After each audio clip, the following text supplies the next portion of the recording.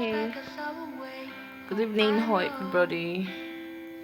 Okay, last time on my recent video, I showed I was going to explain what ETFs is and the pros and cons of ETFs. So this is actually a PowerPoint I did, and I will explain it in the best way I can on ETFs and why you should invest and why you should not. Mostly, I advise people to invest, beginners especially, to invest on ETFs than individual stocks, and I'm going to explain why in this video I made. So the content we're going to view is what is ETF, types of ETFs, and why should I think of investing in ETFs. Then lastly, the pros and cons of investing in ETFs. So now, what is ETFs? ETF simply means a basket containing different types of company stocks. It's just like a basket having varieties of fruits such as mango, pawpaw, and I just did a description in this picture below. Now, mostly the best time, if I want to explain it basically, I'll just say ETF is a basket that has different stocks, like different companies' shares in one basket. Just like this description down below. Microsoft is here, JP Morgan is here, Johnson Johnson is here. So that is what ETF is basically all about. So next, what are the types of ETFs we have? We have more than 4 actually, but I'm going to explain 4. Like these 4 are actually what is common, what is consistently common. So we have the bond ETFs, we have the industrial ETFs, we have the commodity ETFs, and we have the currency ETFs. Mostly I invest and I advise everyone to invest in industrial ETF because that is actually my area. Actually, I don't know much about bond or commodity or currency. Okay, bond ETF is just a basket of different bonds, and let me explain bonds. Okay, if bonds is just like investing, like a company now, like a country, a country, it's like you're borrowing a country a particular your money, like they should. Okay, now the country is in debt, blah blah blah, and the rest. To tell you, okay, a particular bond, bonds are just country debt, like country. You're trying to borrow a country, like you're borrowing a particular country or a particular company, your money, and there's a particular interest in it though. But I don't deal with bonds. It's actually complex. So let's go to the main one, industrial ETFs. Okay, if you've been following me for some time, I explain ETFs and I give examples. Industrial ETFs has industry. They mostly invest. Their ETFs, like the basket of ETFs, contains technology companies, pharmaceutical, and all these petrol energy companies. So that is like SP 500, example SPDR, VGT. That is what people mostly invest in, and I'll explain why later along when I keep doing the video. Okay, so now the commodity ETFs is just physical commodity. Currency ETFs is investing in dollar, US, Japanese yen, and all. So mostly just industrial ETFs. Actually, I want everyone to focus on. I'm just explaining this. So if you're actually interested in going to do more research on it better, if you're interested in anyone. So the next slide is why should you think of investing in ETFs? Okay, I said previously when I was explaining what ETFs is all about, I talked about having a different companies, like this particular company in this basket, this particular company in this basket is different from when you actually just put your money in one particular company. Okay, let's use Dangote now. You put your money in Dangote company, just give them your money and tell them whether if they increase, if the company is doing well, good and fine. But ETFs now, what I said, ETFs give an investor diversification.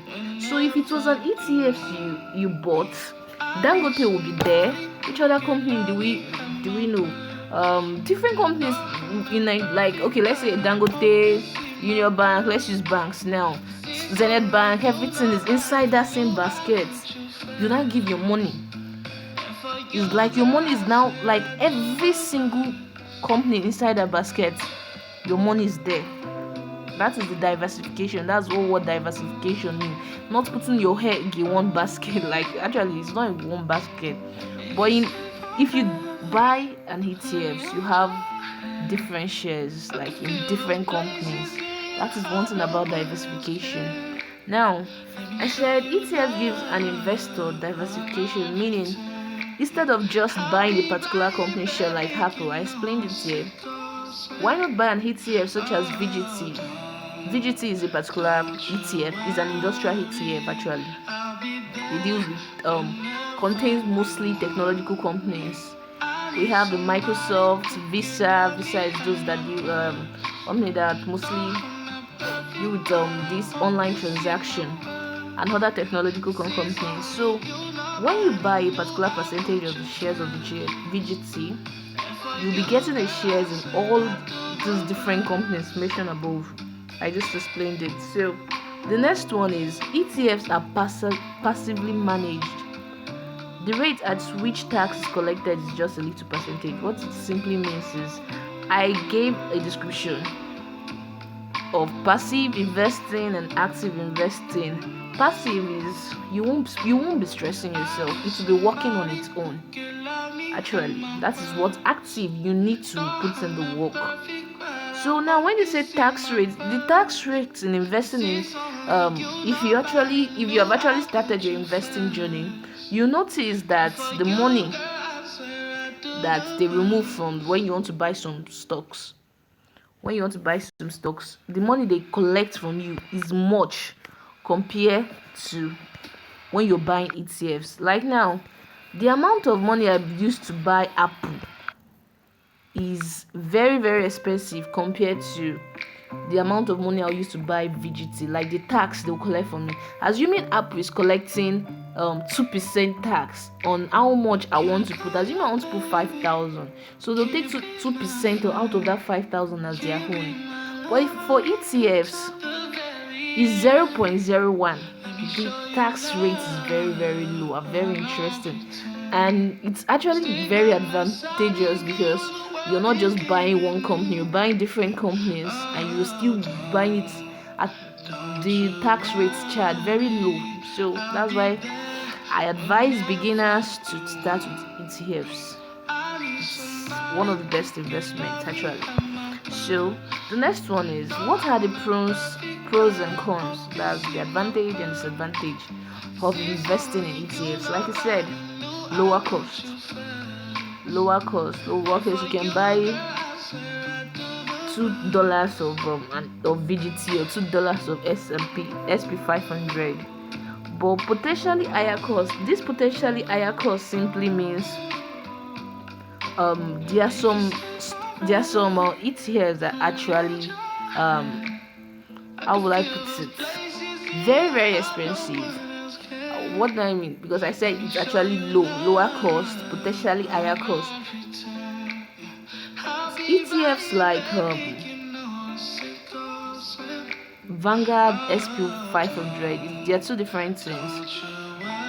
One is you get it like 62 point something dollars, while the other one you get it at 256 point something dollars. So then the next one is diversification. We know that, and risk management.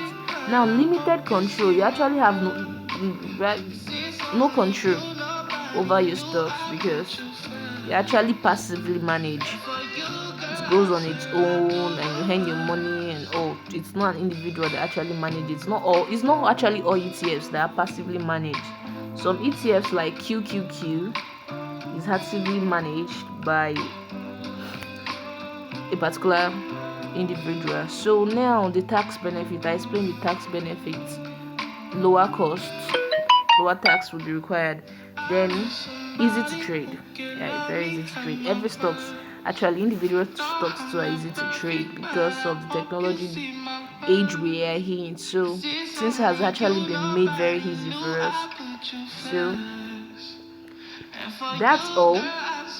Thank you very much, and don't forget to like and subscribe. Thank you.